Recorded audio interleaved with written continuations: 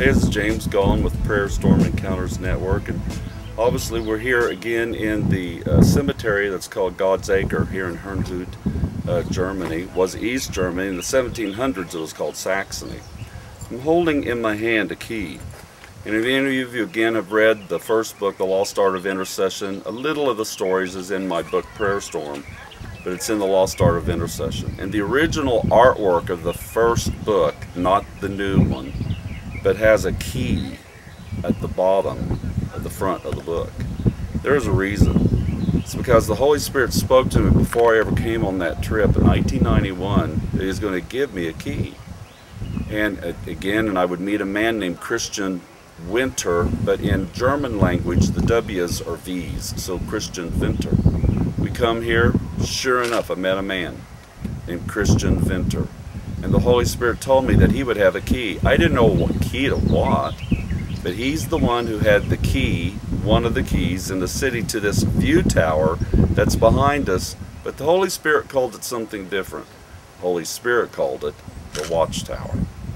Now the thing that was intriguing was that we prayed, you know, around the clock for a couple of days before we ever felt the release, and we came right up through then in prayer. We had the earlier shot where I knelt on the tombstone of Christian David, the Moravian Moses.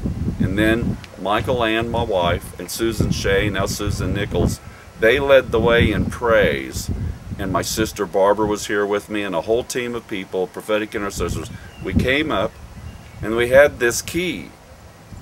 It didn't look, you know, it's just a key. There's a little silver thing on it. You put the key in the door. But of course, it's the key of David is Isaiah 22:22, but it's also Revelations 3:7. And the Lord gave me the number 37 before I came on the trip. Then a name of a person, a number 37, and I would be given a key.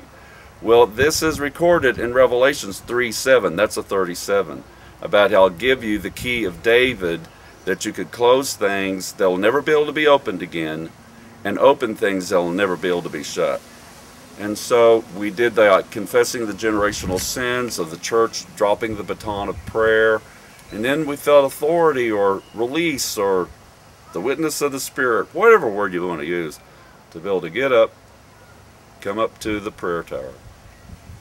We did put the key in the door. Of course, the key unlocks the door. And this I learned from one of my mentors named Dick Simmons. Little keys open big doors. No matter what kind of door it is. It can be a huge Bolton door of thousands of years or hundreds or scores. But if you've got the combination, you can open anything that's been closed. And little keys, Jesus called it the keys of the kingdom, the keys of agreement. This is what Jesus put in, not this one. But Jesus put in he took back the keys of Hades from the enemy. When Jesus died, He didn't just die. His spirit man, He went into the lower regions and He preached the gospel to those who were even held captive. And Book of Revelations, the first chapter, He got the keys of Hades. And He led captives free.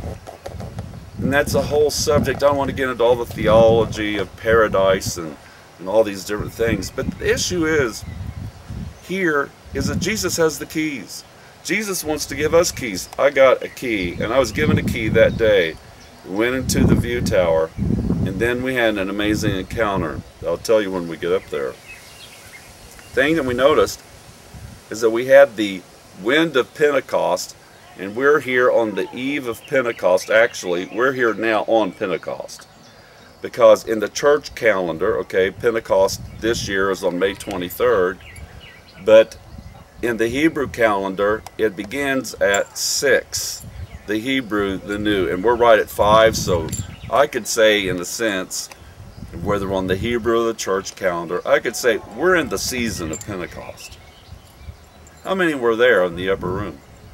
In Shavuot, there was 120.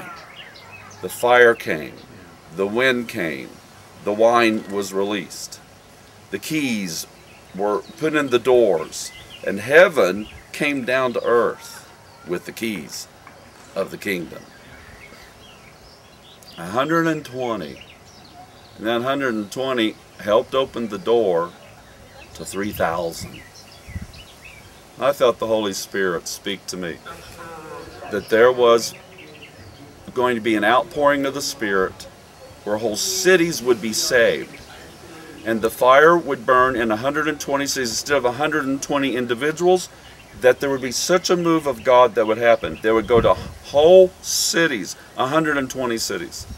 And as was 120 individuals, then it would go to 3,000 individuals, 120 cities.